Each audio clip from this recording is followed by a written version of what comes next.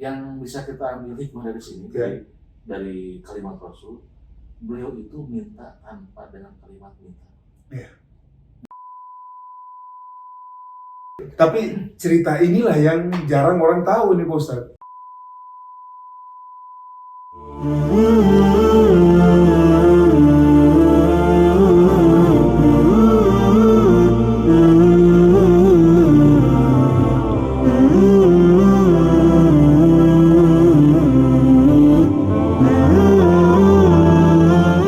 Jadi bareng Yosef, kita masuk season ketiga, di mana kita mundur sedikit, kita ingin lebih dalam lagi mengetahui tentang dialog antara Rasulullah dengan Allah Subhanahu wa Ta'ala.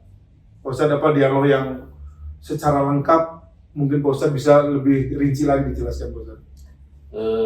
Ketika Rasulullah SAW di Aras, dan itu satu catatan Pak ya, bahwa satu-satunya orang yang pernah melihat Allah ketika di dunia atau ketika masih hidup ya? Hanya Rasulullah SAW.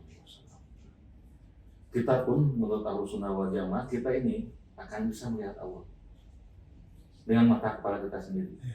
Tapi nanti kalau dapat kita surga itu kalau udah masuk surga. Kalau udah masuk surga ya. Bahkan di antara sekian banyak kenikmatan surga itu, satu-satunya kenikmatan yang paling nikmat di surga adalah nikmat bisa melihat Allah Subhanahu wa Ta'ala.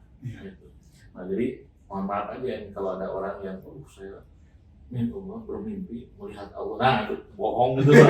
Itu masih bohongnya. Bohong gitu. Terus apa Pak? Bohong besar ya. Bohong besar ya. Jadi, salah satu hikmah surga itu seperti itu Pak. Satu-satunya orang yang bisa melihat Allah ketika masih hidup adalah Nabi Muhammad SAW. Jadi ketika beliau sudah masuk, terus berkomunikasi dengan Allah Subhanahu wa Ta'ala. Allah itu nanya seperti ini. Faqala Allah Subhanahu wa Ta'ala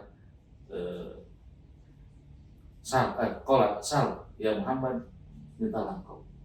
Nah, Rasul itu Pak, ini Pak menjawab apa ya, etika Rasul kepada Allah Subhanahu wa Ta'ala, tidak langsung minta Pak, tapi proposal dulu, memuji-muji Allah dulu dengan memperbandingkan pemberian Allah kepada Nabi yang lain.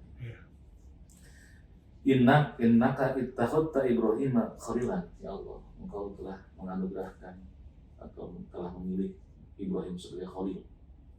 Khalil itu kekasih Allah. Wa taitahu mulkan aziman, bahkan beliau itu mulkan aziman, kerajaan yang besar. Wa kallamta Musa taklima, dan engkau telah berkomunikasi, telah mengobrol, berbicara dengan Musa, sehingga Nabi Musa mendapatkan kalimullah, Nabi yang pernah diajak komunikasi oleh Allah. Wa taita Daud mulkan aziman, dan engkau telah berikan Nabi Daud mulkan aziman, itu kerajaan yang besar juga. Wa alanta lahul hadida, dan engkau telah memberikan kekuatan Nabi Daud dengan bisa membengkokkan besi itu salah satu mujizatnya Nabi Daud itu. Wa sakharta lahul jibala, dan engkau telah memberikan anugerah kepada Nabi Daud itu bisa menundukkan gunung gitu. Wa taita, nah itu yang tadi Bapak tanya itu, Sulaiman ya. Wa taita Sulaiman mulkan aziman, dan engkau telah memberikan Nabi Sulaiman, putra Nabi Daud itu mulkan aziman, kerajaan yang besar. Bahkan kerajaan itu tidak ada yang lebih kerajaan Nabi Sulaiman besar itu sampai kiamat itu Pak. Sampai kiamat. Wa sakharta lahul jinna, bahkan engkau memberikan Nabi Sulaiman itu kemampuan untuk menundukkan jin, wal insa, manusia, wa syayatina, setan di bawah kekuasaan Nabi Sulaiman. Wa sakharta lahul riyaha, bahkan angin pun Pak tunduk sama Nabi Sulaiman. Jadi kalau kemana-mana gak usah pakai kendaraan mobil atau motor, naik angin aja gitu. Wa taitamukan da yang dari liahadin mimba, bahkan engkau memberikan anugerah kerajaan yang, nah ini yang tadi Pak, yang orang setelah Nabi Sulaiman itu tidak akan ada yang lebih besar kerajaannya daripada Nabi Sulaiman. Walanta Isa at-Taurata wal Injila wajaltahu tubriul akmaha wa tabrosu, bahkan engkau menganugerahkan, mengajarkan Isa kitab Taurat sebelum Nabi Isa, wal Injil dan Injil. Tetap kalau Tauratnya diturunkan kepada Nabi Musa, tapi terpelajari oleh Nabi Isa alaihissalam. Wajah tahu dan engkau menjadikan Isa itu tubriul akmaha wal abroso, bisa menyembuhkan orang yang sakit kusta gitu kan. Wa yuhyil mauta, bahkan bisa menghidupkan yang Orang yang meninggal. Gitu. Karena kan salah satu Mujizat Nabi Isa. Nabi Isa itu adalah bisa menghidupkan orang yang meninggal. Biiznika, tapi kata dengan izin engkau. Izin Allah ya. Wa altahu wa ummahu minasyaitonir rajim, dan engkau melindungi dia dan ibunya yaitu Siti Maryam daripada setan yang terkutuk. Falam yakun lisyaitoni alaihima sabilu, sampai setan itu tidak ada ruang untuk bisa menggoda atau mengganggu Isa dan Maryam. Nah, disinilah jawaban Allah. Itu Pak, kan Rasul itu Mau minta apa lagi? Semua udah dikasihkan ke Nabi kan? Nabi-nabi jadi gini Pak, terdahulu itu. yang bisa kita ambil hikmah dari sini, dari kalimat Rasul, beliau itu minta tanpa dengan kalimat minta. Iya. Jadi beliau hanya begitu aja. Ya Allah, engkau sudah memberikan kepada Nabi Ibrahim begini, ke Nabi ini. Tapi Rasul nggak minta. Ya Allah, saya minta. Enggak Pak. Nggak minta, cuma Rasul gitu aja. Iya. Jadi luar biasanya apa? Rasul, padahal itu ditawari oleh Allah ya. Itu mungkin Pak diplomasi tingkat tinggi. Diplomasi tingkat tinggi Iya, itu benar. yang mungkin harus kita tiru dari Rasul itu. Nah, Allah tuh menjawab, fakar Allah subhanahu wa ta'ala, ittakhadtuka habiban, aku telah memilih engkau sebagai habib. Jadi Pak, habib itu artinya kekasih Allah. Nabi Ibrahim Khalil, kekasih Allah juga. Iya. Cuma tingkatannya lebih tinggi. jauh lebih tinggi daripada tingkatan Khalil. Iya. Terus Allah melanjutkan, bukan di sini. Qala rawi wa huwa maktubun fit Taurati habibullahi wa rasulatuka linnasi kafatan basyiran wa nadhiran wa syaratu. Nah, ini yang lebih panjangnya lagi. Ini tercantum dalam kitab Taurat. Habibullahi wa rasulatuka linnasi, dan aku mengutus engkau kepada seluruh manusia. Beda dengan nabi yang lain Pak, satu kaum saja. Kaumnya ya. Iya, tatkala Rasul kan Seluruh manusia. sampai kiamat bahkan. Kafatan basyiran sebagai pembawa berita yang bagus, wa nadhiran dan sebagai pembawa berita yang buruk. Wa syarahtu laka sadruka, dan aku telah melapangkan dadamu, wa wada'tu angka wazruka, dan aku telah mengangkat bebanmu, wa rafa'tu laka zikruka, aku telah mengangkat namamu. Itu apa namanya? Pemberian Allah kepada Rasulullah SAW yang melebihi pemberian kepada nabi-nabi yang lain. La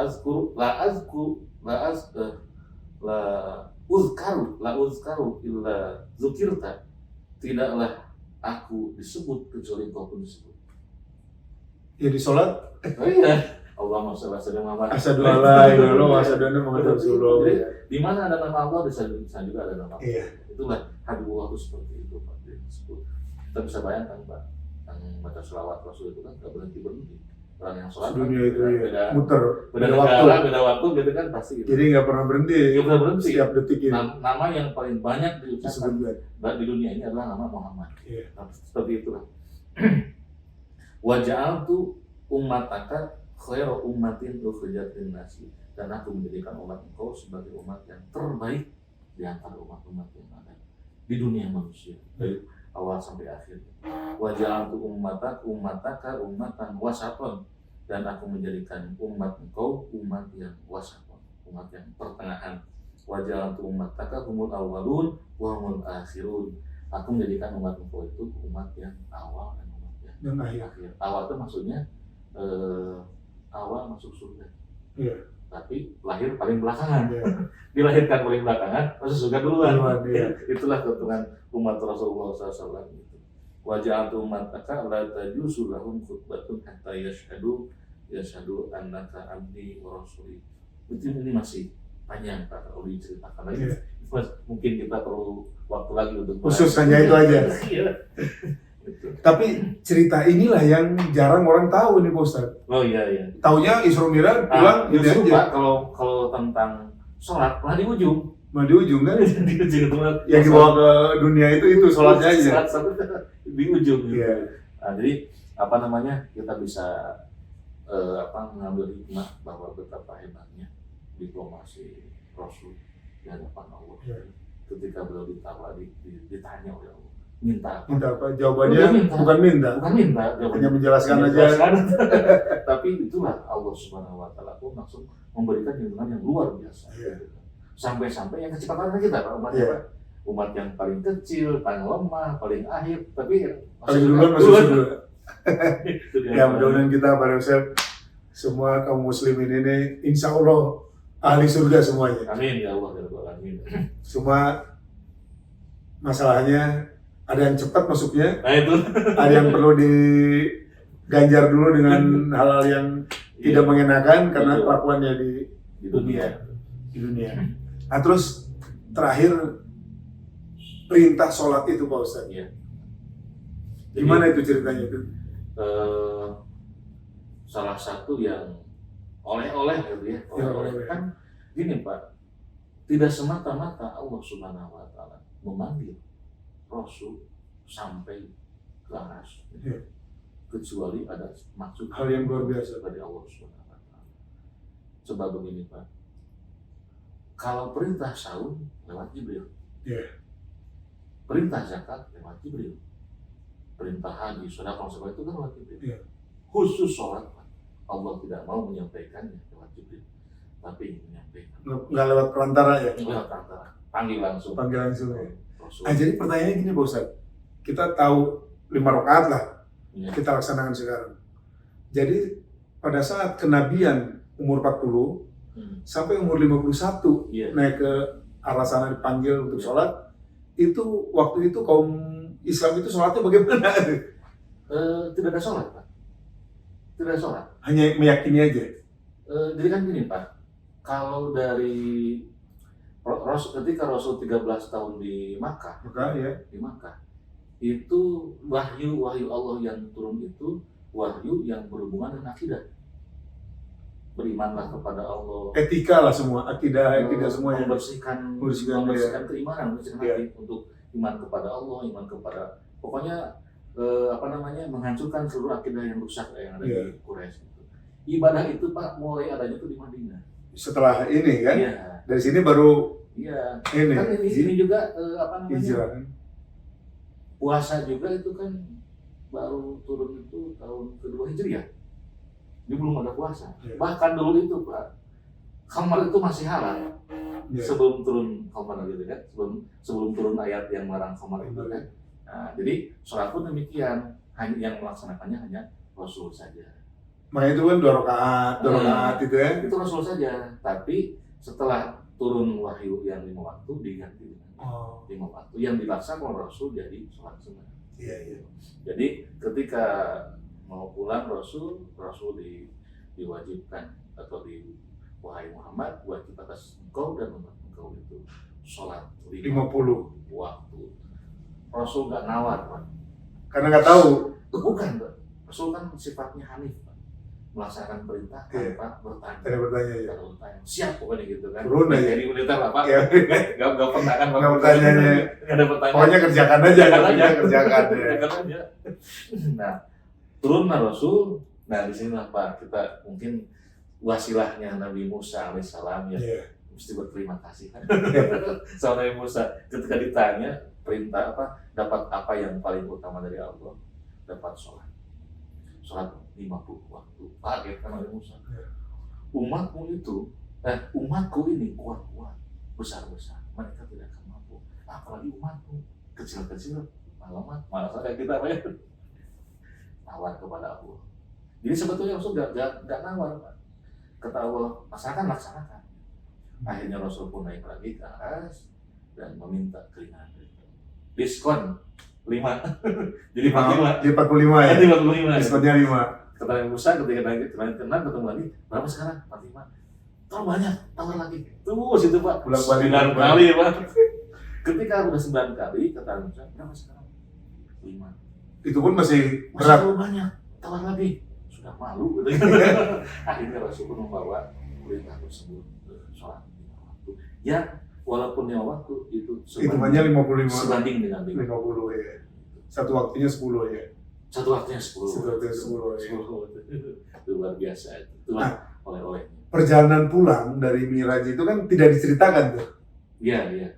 Turun dari langit sampai ke Itu dianggap selesai lah. dianggap selesai. Dianggap selesai. Karena tidak ada cerita Iya, di keterangan. keterangan yang saya cari juga. Iya. Yang jelas pada saat pulang dari Palestina, dari Masjid Al-Aqsa ya, Iya. naik buruk lagi. Naik buruk lagi. Gitu. Buruknya kan di situ tuh. Iya, di situ. Berangkat pulang. Iya. Ah, di situ di perjalanan Palestina ke Mekah tuh Langsung banyak Pak. ketemu tuh. Kan banyak lihat. Oh iya. Ada beberapa cerita tentang Ada apa? Ada kapilah yang ini, rombongan, ya rombongan kapilah. Ada unta yang hilang gitu. kabur itu. Jadi apa namanya? Itu digambarkan dalam keterangan para ulama itu untuk menjelaskan atau Rasul bisa menjelaskan kepada umat yang di Quraisy, karena kan mereka minta Yang di bukti. Mekah ya. Buktinya dia ternyata Rasul pernah melihat ini, Iya. ini, dan ternyata tepat. Bahkan kata Rasul itu sebentar lagi akan datang katanya yang tadi dilihat itu benar datang itu kafilah itu seperti itu. Nah jadi hikmah daripada Isra Mi'raj itu adalah sholat 5 waktu. Suatu ya. Terus yang keduanya hikmahnya itu di sana Pak diuji keimanannya juga, karena ketika Rasul pulang Isra Sampai di Mi'raj, Mekah. itu kan kalau kita kira-kira ya, Rasul itu kan berangkat pada Isya kalau di waktu kita ya. Iya. Sampai ke pulang nanti nyampe ke Pada subuh. Masjidil Haram itu qobla subuh, Qobla subuh ya. waktu sahur gitu Iya. kan. Dan Rasul pun termenung Pak, termenung. Lewatlah seorang yang bernama Amr bin Hisham. Nama ini Pak, nama asli Abu Jahal. Abu Jahal. Abu Jahal kan namanya kan Amr bin Iya. Hisham gitu kan. Gitu. Sedang apa kau wahai Muhammad? Ceritalah beliau begini. Sambil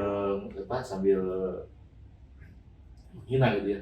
Berani kau untuk menceritakan kepada para kaum, berani katanya dikumpulkan Dikumpulkanlah semua kaum yang ada di Mekah itu ya. dan Rasul di sana. Iya. Terpecahlah waktu itu menjadi 3 golongan. Yang pertama, golongan yang meyakini, dan orang yang pertama meyakini peristiwa Isra Mi'raj adalah Abu Abu Bakar. Bakar ya. Dari sana beliau mendapatkan as-siddiq, orang yang pertama kali meyakini. Bahkan pada kejadian yang lebih daripada Isra Mi'raj, aku sudah percaya, aku sudah yakin. Gitu. Yang kedua, golongan Abu Jahal yang menolak, yang tidak percaya. Yang ketiga adalah golongan yang percaya, nggak percaya, nggak Abu-abu lah ya. abu-abu. Makanya itu sampai kiamat bakal ada 3 golongan itu. Ada yang percaya, ada yang tidak percaya, ada yang abu-abu gitu. Nah, Cari aman dia. makanya apa namanya kita sebagai umat Islam harus pilih yang golongan Percaya. Al-Fatihah. Ya. Bahkan di sebagian kita menyebutkan belum sempurna keimanan seorang kalau belum sampai iman kepada Isra wal Mi'raj. Bahkan kalau dalam Surah Taufik itu termasuk murtad i'tiqad kalau kita masih ragu akan kebenaran Isra Mi'raj. Jadi makanya dalam hadis Rasul itu kan betapa pentingnya sholat sampai dikatakan as-sholatu imaduddin. Sholat itu tiangnya Tanya agama. kemana kepada komadin, kepada namadin. Barang siapa orang yang mendirikan sholat, berarti dia sama dengan telah mendirikan agama. Yang meninggalkan sholat sama dengan telah menghancurkan agama. Ya masa bangunan tanpa tiang gimana lah? Roboh lah. Roboh. Mau ada haji, mau ada puasa, mau ada Mau sholat, ada apa segala macam. tanpa ada sholat, Sholatnya roboh. roboh. Ya kalau sekarang kita ada atap, ada ventilasi, ada dinding, terus tiang nggak ada, ngapain itu? Bangunan apa kayak gitu? Seperti itu kondisi sholat itu dalam Islam. Itu mungkin. Jadi Brother Musib, itu hikmah dari Isra Mi'raj yang akan terbawa dan dibawa oleh kaum muslimin ya sampai nanti kiamat, yaitu sholat sebagai tiangnya agama yang dari 50 rakaat 50 waktu ada dialog antara Rasulullah dengan Nabi Musa, minta courting sehingga bisa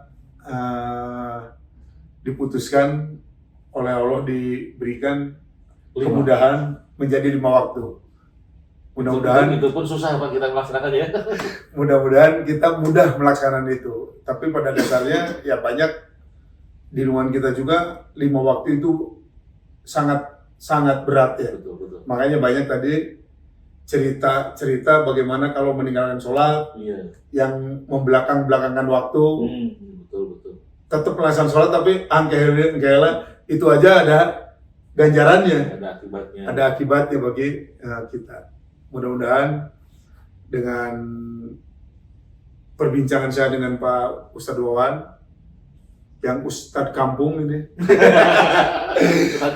Ustadz kandang, bisa memberikan pencerahan, bisa memberikan ilmu bagi kita semua, terutama yang menonton di channelnya Barakah Musab. Intinya adalah untuk mempertebal iman kita, karena iman itu naik turun katanya. Betul. Pada saat senang turun, pada saat susah naik iman itu, minta tolong sama Allah. Tapi ya itulah, Allah selalu Maha Pengasih, Maha Penyayang. Apapun ceritanya tetap diberikan pertolongan. Betul. Gitu ya Pak Ustadz ya. Mungkin ada yang mau sampaikan terakhir, Pak Ustadz? Di sini kami atau kita semua mengajak, mudah-mudahan dengan hikmah Isra wal Mi'raj itu menambah keyakinan kita tentang Allah Subhanahu wa Ta'ala dengan segala macam kehebatannya, di mana di peristiwa Isra wal Mi'raj bahkan menjadi inspirasi buat kita semua di dalam kehidupan sehari-hari. Dan Amin. Termasuk orang-orang yang mungkin sholat, mendirikan sholat, bukan hanya melaksanakan sholat, karena melaksanakan beda dengan mendirikan. Perintah Allah itu wa yuqimuna sholat atau waqimus sholat, mendirikan sholat, bukan wa yaf'aluna sholat, bukan melaksanakan sholat tapi mendirikan. Artinya sesuai dengan syarat, rukun dan sebagainya. Demikian.